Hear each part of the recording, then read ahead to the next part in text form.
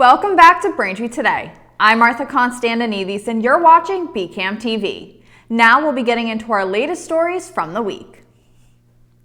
Russia announced that it would begin to refocus its mission in Ukraine on the country's east after meeting relentless resistance and suffering heavy losses.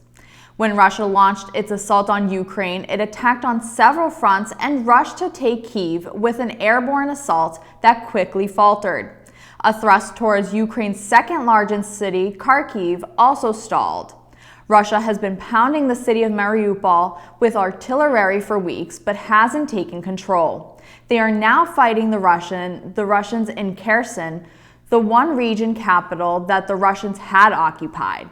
Sergei Rutskoy, head of the Russian General Staff's main operational department, said, quote, "Our forces and resources will focus on the primary objective, full liberation of the Donbas," end quote. Parts of the Donbas region on the eastern border of Russia have for years been controlled by pro-Moscow separatists who have voiced wider territorial ambitions in the region. The U.S. interpretation is that Russia might be trying to secure its hold over that region before talks to end the fighting. On Wednesday, Massachusetts officials announced that all residents aged 50 years and older, or those with certain medical conditions, can now access a second COVID-19 booster. This follows authorization by the Food and Drug Administration for a second booster dose for these two groups 4 months after an individual's first Pfizer or Moderna booster. Officials also announced that individuals who are 18 years and older who received a primary and booster dose of Johnson & Johnson at least 4 months ago can now receive a second booster using an mRNA vaccine like Pfizer or Moderna. Residents may access booster doses from more than 1,000 locations, with appointments readily available for booking across Massachusetts at locations like your local CVS and Walgreens pharmacy. The state has the capacity to administer over 150,000 boosters per week. The latest wastewater data in Boston shows a modest uptick in COVID levels in the last week. While levels are nowhere near the highs seen back in December of 2021, health officials are urging the public to prepare for a possible bump in cases over the next few weeks. The 7-day average has continued to climb in the northern system, which includes the city of Boston and most of northeastern Massachusetts. Last week, the data was just under 180, and this week, the data has climbed to over 200. In comparison, during the Omicron surge, the northern system saw just under 9,000, clearly showing significantly less COVID in the wastewater. The Massachusetts Water Resource Authority's tracking system, run by Cambridge-based BioBot, works by analyzing genetic material in Boston area sewers to indicate how much of the virus is circulating in the community. The state is still monitoring and reporting health trends as cases continue to grow. Yesterday, over 57,000 molecular tests were conducted and 1,252 new positive cases were reported. Currently, 210 people are hospitalized in Massachusetts and 29 are in the ICU. One new death was also reported. The town of Braintree also continues to monitor COVID data from the state. In the last week, the town hall reported 26 new COVID cases. The town hall website currently shows 9,574 positive cases in total. One new death was also reported. Thanks for watching Braintree Today. We'll be right back with more after the break. The COVID vaccine is free and highly effective. Most vaccines require 2 shots, given 3 to 4 weeks apart to fully protect you. So be sure to get both. The vaccine is an important tool to protect you, your family, and your friends. Learn more. Welcome back. Members of the Braintree High School Environmental Club want to offset the 4 million sheets of paper the school uses each year by planting 400 saplings around town. Students are selling 3 types of trees: American sycamores, red maples, and eastern redbuds, all native to the area and chosen for local soil pH levels, drainage, and shading. The saplings can be purchased at a cost of $5 each and picked up at Braintree High School on April 30th. Along with instructions for planting them. Volunteers will also be available to assist those who are unable to do the planting themselves.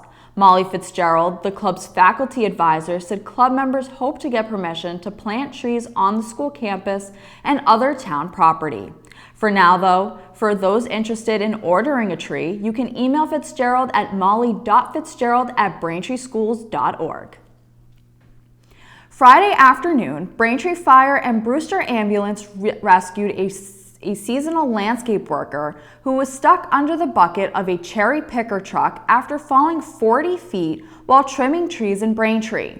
According to a police statement, quote, crews from E3, E1, L2, and Rescue 2 stabilized the truck and worked for 20 minutes to free the man using shovels and at times their hands.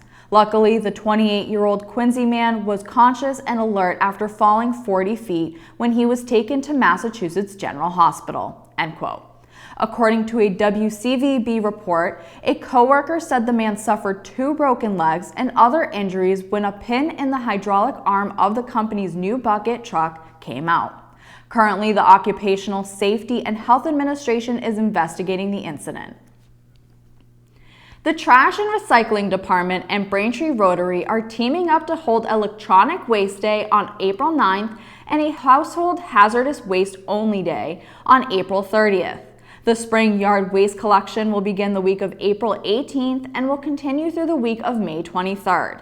Curbside yard waste will be collected on your regular trash day. Place leaves, grass clippings, and twigs into brown paper leaf bags, as plastic bags will be rejected, or into open barrels without lids. The compost site will also be open for the season starting on Friday, April 1st. For more information, call 781-794-8955. A global life sciences company is seeking to move its manufacturing operations to a vacant building in Braintree. The company, which has not been publicly identified, has an option to lease 100,000 square feet of the former Haymonetics building at the end of Wood Road. Currently, the company is negotiating a tax increment financing package, which would give the company a property tax break in exchange for benefits to the town. Under the proposed tax agreement, the company would receive a 25% discount on the property taxes on the added value of the property for 15 years. In exchange, the company pledges to add 25 new jobs to the 125-member workforce that would move into the facility, using contractors who employ local workers for construction on the building and give preference to local qualified workers for the new jobs. The full council is expected to vote on the agreement at its April 5th meeting. Boston developer Torrington Properties has bought the site of the long-closed Motel 6 in Braintree near the Route 3 roundabout exit entrance and plans to develop it for retail uses. According to the Registry of Deed Records, the purchase was made on March 11th for $4.5 million. The news comes after Braintree Mayor Kokoris announced the pending sale and proposed reuse for retail purposes in his State of the Town address on March 9th. I got the chance to sit down with Braintree Mayor Charles Kokoris last week to discuss a number of accomplishments, goals, and ongoing projects that are happening in the town. Here's a preview of what the mayor had to say about the Motel 6 redevelopment. The Motel 6 site is probably one of the top things that I hear about on a regular basis from residents. What's going to happen with it, ideas of what they would like to see happen with it. And one of the things that I did was I put together a blight ordinance and utilized that as leverage to try to get them to finalize a deal. And as we sit today, we do have new ownership, and we'll be announcing the new ownership and what their plans are. They're looking at some sort of retail use on the site, not a motel, just so everybody knows. But certainly this site has really been an eyesore and a blight for the town of Braintree for a number of years. The mayor also discussed COVID, the South Middle School debt exclusion, and the Peterson Pool Complex. To see the full interview, you can watch it on BCAM TV's government channel, Comcast Channel 8, and Verizon Channel 26, or you can always catch it on youtube.com/BCAMTV. Thank you for watching Braintree Today on BCAM TV. We'll be right back with more stories in the area. COVID-19 vaccine doesn't contain the virus, so you can't get COVID from the shot. You may experience things like muscle aches, fever, or tiredness, but these are most likely signs that your body is building immunity to protect against the virus. Learn more. Welcome back to Braintree Today. Now let's get right into stories around Massachusetts and the South Shore. Boston Duck Tours are kicking off their 29th season on Friday, April 1st at 10 a.m. Tours are due to start at the Museum of Science, Prudential Center, and the New England Aquarium locations. Also, they are hiring drivers and offering a free ride to all licensed CDL drivers for the month of April, except for Saturdays with proof of CDL. CEO of Boston Duck Tours, Cindy Brown, stated, quote, "We are thrilled to be starting our 2022 season with the return of many market segments lost during COVID. Our dedicated staff is eager to welcome visitors to Boston and show them our amazing city. With our desperate need to hire drivers, we'll be hosting commercial drivers on a free tour in April and encouraging them to apply for a job on our team. We offer competitive wages, end-of-season, sign-on and safety bonuses, and year-round health insurance." End quote. For more information, you can visit bostonducktours.com. The Massachusetts Breast Cancer Coalition will be hosting the annual statewide Against the Tide athletic fundraising events. MBCC will hold two in-person events, the first on June 18th at DCR's Hopkinton State Park for the 30th year, and the second in-person event on August 13th at DCR's Nickerson State Park in Brewster, Massachusetts for the 23rd year.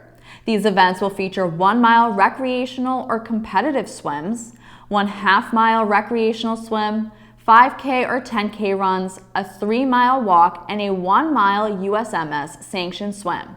Additionally, MBCC will host 2 virtual events, each with an 8-day participation window. Against the Tide June virtual event, June 11th through the 18th, and Against the Tide August virtual event, August 6th through the 13th. The virtual event components include 1 mile recreational or competitive swims, half-mile recreational swim, 5K or 10K runs, and a 3-mile walk.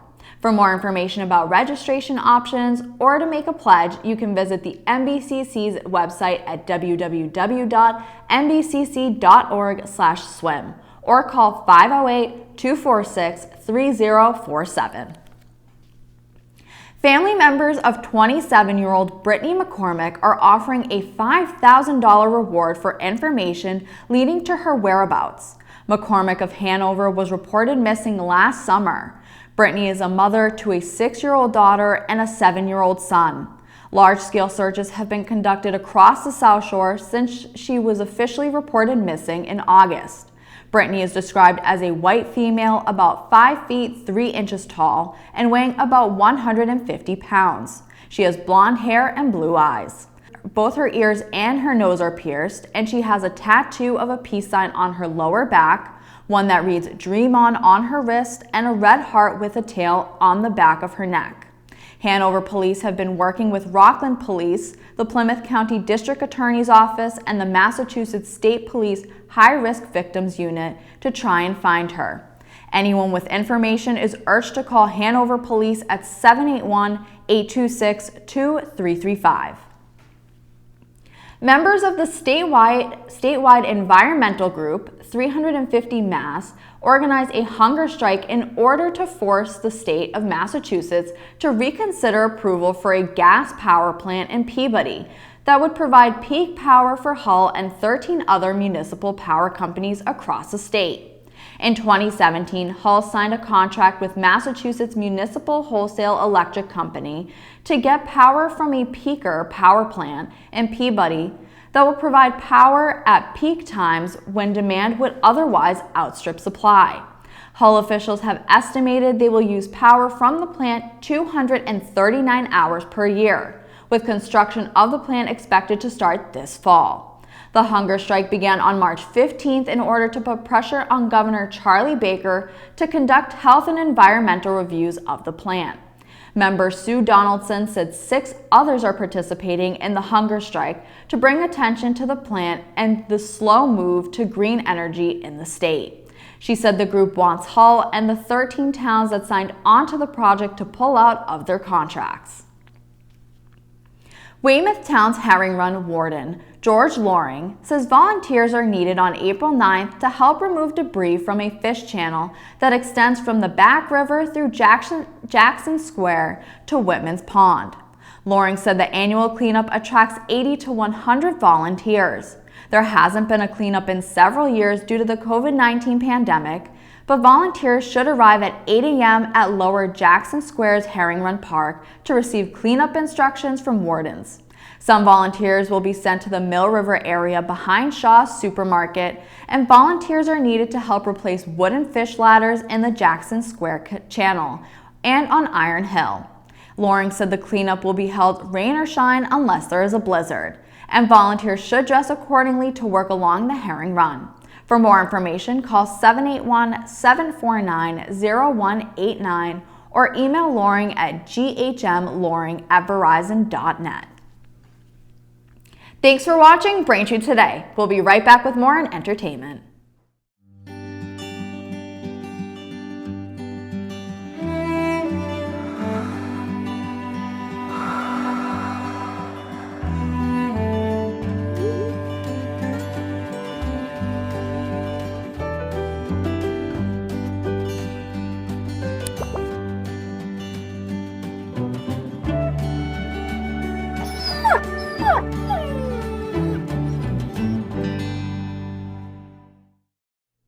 Welcome back to Braintree Today. For entertainment today, here are a mixture of new movie recommendations that you can enjoy in theaters or from the comfort of your own home. First up in entertainment, the highly talked about latest release, The Batman, tells the story of Batman, played by Robert Pattinson, as he ventures into Gotham City's underworld when a sadistic killer leaves behind a trail of cryptic clues. As the evidence begins to become clear, he must figure out how to bring justice to the abuse of power and corruption that has long plagued the metropolis. The Batman was released March 4th and can now be watched in theaters. Next up, Uncharted tells the story of treasure hunter Victor Sully Sullivan, played by Mark Wahlberg, who recruits street-smart Nathan Drake, played by Tom Holland, to help him recover a 500-year-old lost fortune amassed by explorer Ferdinand Magellan. The duo soon learn they are up against the clock as they must race to decipher the clues and solve one of the world's oldest mysteries. You can also watch Uncharted in theaters. For those looking for a more thrilling experience at the movies, Uma, starring Sandra Oh, tells the story of Korean immigrant Amanda and her daughter who live a quiet life on a farm raising bees, chickens, and living without modern technology. Their lives are interrupted when the remains of her estranged mother arrive from Korea and unleashes a vicious spirit intent on taking her body for itself. Uma was released on March 18th, and you can now watch this supernatural horror in theaters. And for those looking to stay home, the newly released Disney animation Turning Red, which tells the coming-of-age story of 13-year-old Mai Lee, who is torn between being her mother's obedient daughter and the chaos of adolescence. To make matters worse, when Mai Lee's emotions become too strong, she completely transforms into a giant red panda. Turning Red was released on March 11th, and you can watch it now on Disney+. That'll do it for news today. I'm Martha Constantinides, and thank you for watching Braintree Today on BCAM TV. Stay safe, and we'll see you next time.